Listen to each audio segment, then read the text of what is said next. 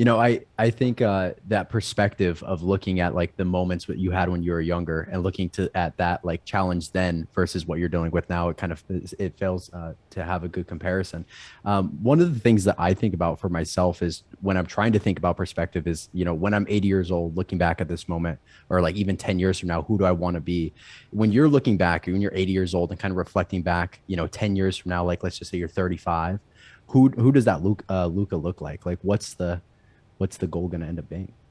Yeah, dude, I just want to be somebody like when I'm 35, dude, I want to be speaking to kids, dude. I just want to like, I remember like, my situation is unique because like I was the kid skateboarding and smoking weed, but I was also the kid who got like straight A's in high school, like I always like, I was like, I just want to talk to them, I feel like I can impact them. I feel like I can touch them in a way that other people can't. I've always had a really good finger on the pulse on young entrepreneurs and just young people in general. And like, I will always be a kid at heart. Like that's my whole thing. Like I don't know, dude. I just want to like I want to see make people smile. I want to help animals. I want to do shit that like fulfills me to my core.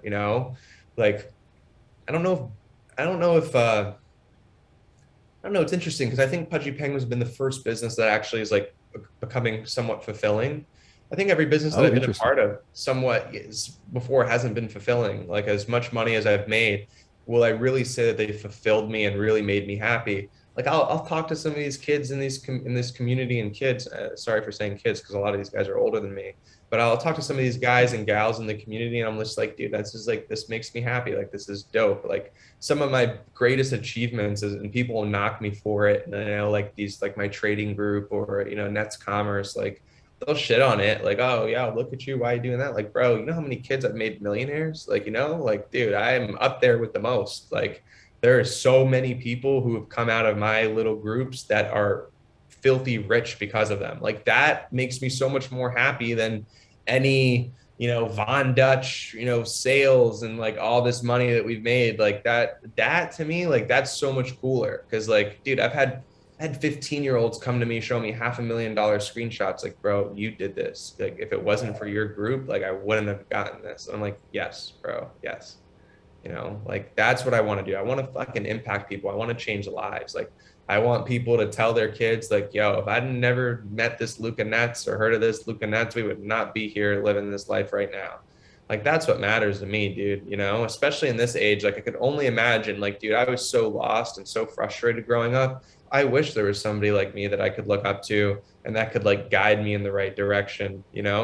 Like, dude, Hmm. I wish we had that. And thank God now we have all these discords and these telegrams and all these places. Like these young kids can now, like they have such a greater advantage than I did and that we did growing up. Like, dude, there is so much more information. When we grew Right. up, we had, nothing. Like we had some social media, not to say nothing. Like we were early, but like we were in an interesting moment in time where we were like, we were early, but we were too young to really monopolize off of being early. Now, some people did, but most didn't. And so it's just like, dude, I just want to be the guy that like when it's all said and done, like when that time comes and I leave this earth, like people are just like actually upset. They're like, oh shit, he's gone, dude. Like, Hmm. but thankful he was here. Like it's legacy, Yeah. dude. At the end of the day, it might be ego driven, sure, and I totally admit that it probably is, but like it's what sends chills down my spine. It what makes me feel full. It's what makes me put my back up straight when I walk into a room. I'm proud of that. Like sure it's ego driven, great, but like that's what makes me feel good about myself.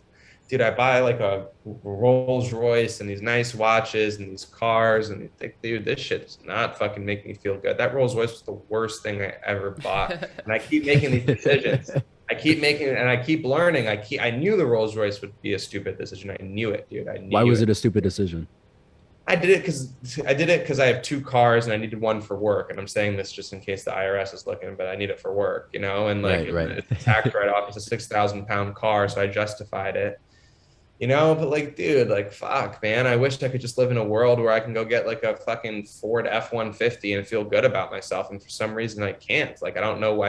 I still have these underlying insecurities because, like, I've always feel like I have something to prove to other people. Like, I'm rich. Like, I grew up so poor and so embarrassed of the situation that I had growing up that, like, now I'm trying to be like, yes, I got it, and I want to show people that I've got it, and I want people to look in through the window and see who's driving that $500,000 piece of junk You know what I mean? Like I want people like, but it's insecurity, bro. It still stems, and it's probably like my last form of evolution that I really need to lean into. Like I need to get rid of these insecurities because even to this day, even speaking to you, like just because I've analyzed the problem, but I haven't solved it yet. I'm still not confident enough with myself where I can like drive like a regular car and like, you know what I mean? Like I still feel like I have to show people up that like that girl that rejected me back in high school, like look at this. My ex that cheated on me in high school, like yeah, look at that. Now what? What's your boyfriend driving now? You know, Right. I'm still trying to rub it in people's faces that like wronged me in the past. And it's like such an unhealthy habit that like I'm learning it the hard way. This is a $500,000 lesson. I Yeah. hate this car, dude. This car sucks. It sucks, dude. Damn. Terrible car. Well, I'm glad that you can see that though. Like, I mean, this is the classic saying, bro. But like, the first step to fixing anything is like admitting there's a problem. So Yep. that's huge, bro. And I I respect struggle you with that so too. much for that. Like, For sure. that I did not expect to hear that in this podcast. I've never talked to you personally, like aside from DMs and shit. So it's hard to really judge like someone's character off of that. But that speaks volumes to me, and I think that's such a good message to spread, bro. Like, I love that. Yeah, I mean, and it's tough, and you're gonna learn the hard way, you know. And people will listen, and people will listen to me, be like, "Yo, I fucking feel you," and they'll still go buy the R8, and they'll still Oh go buy yeah. the Ferrari and the Huracan and whatever. And it's just like it's fun. Like, don't get me wrong. Like, I mean, the Rolls Royce is not fun. Like, like you know, the fast cars can be fun. Yeah, they're Like, cool. dude, it's pointless. You know what I mean? Like, at a certain point, it's like, what are you gonna do? Go fast around a corner, and then what? You're gonna go like, rest in peace, Hamas. You know, he was in the e-commerce community, and he was somebody who was an acquaintance, but like one of his problems, him and I talked about it, was like, dude, he was always trying to prove to people. And it's like, who are Yeah. you trying to prove? And then he got this fucking Gallardo with fucking old ass Gallardo that like literally like flooring shit in streets. He's not supposed to be flooring it. And now look at him. He's not on this planet to enjoy it with us. And rest in peace him. And you know, I've talked to you about this because I've had these conversations with him. I knew his shortcomings. I knew, dude, he'd be the first one to tell you if you really talk to him that he was insecure. You know what I mean? He totally did not come off that way though, right? Big macho man, you know what I mean, with all the ladies and the nice car. But I'm telling you, I knew who that person really was, you know, and he felt like he could open up to me, and like, dude, he was, you know what I mean? And look where that got him. You know what I mean? Having a girl in his passenger seat and flooring the fucking Gallardo 100 and something miles an hour on a street he's not supposed to be doing. That's where that gets you, you know? That's where that shit gets you, dude. And like, thank God, the reason why I got the Rolls Royce truck and not something else was because I was tired of going fast. I knew my destiny was written like Hamas's in some capacity. I knew it, dude. I knew it. Like I was going way too fast, like way too fast in streets I wasn't supposed to be going fast on, living life like I couldn't die at any split second. You know, the more I get older and every day that goes by, the more I realize like, oh shit, you know, this is one day closer to my judgment day, you know, like the time will come. Like I want to appreciate it, and I want to spend the rest of this time healthy and living and maneuvering the right way. Like I don't want to be like, and it's not even my life. Like imagine I hit some little kid, you know, imagine I'm, dude, I'm going fucking 140 in fucking side streets, dude. Like imagine some little kid and I take their life. Like, dude, what? Because what? Because I wanted to impress the girl in my passenger seat. Most girls look at that shit and they're like, that's lame. You know, and I didn't realize that, but the little boy in me is just like plagued, you know, in my mind. Yeah, they don't know. They don't know, but like the girl that you want is gonna look at that and be like, "You're a loser." And they're gonna be like, bro, chill. Yeah, yeah.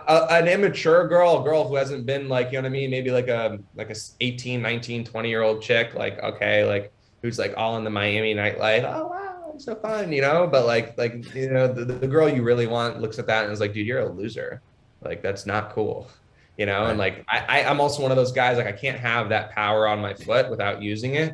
So I was just like, dude, I gotta get something slow, but I got this piece of crap. I feel you, bro. That's a big thing. I mean, I feel like I have a similar issue when it comes to like, I don't know, for example, like weed. I like smoking weed. It's nice and like it's fucking amazing. But I have periods of time where I'm trying to lock in, just be like clear headed. So I just don't buy weed. Like if I have it, I'll probably use it, you know. So I know if it's in my power, like it'll be done, for lack of a better word. Me and the weed. If it's right there, I'm gonna smoke. If it's not, it's discipline, right? Like life, success is a game of discipline. The most successful people are the most disciplined, unless you got lucky. But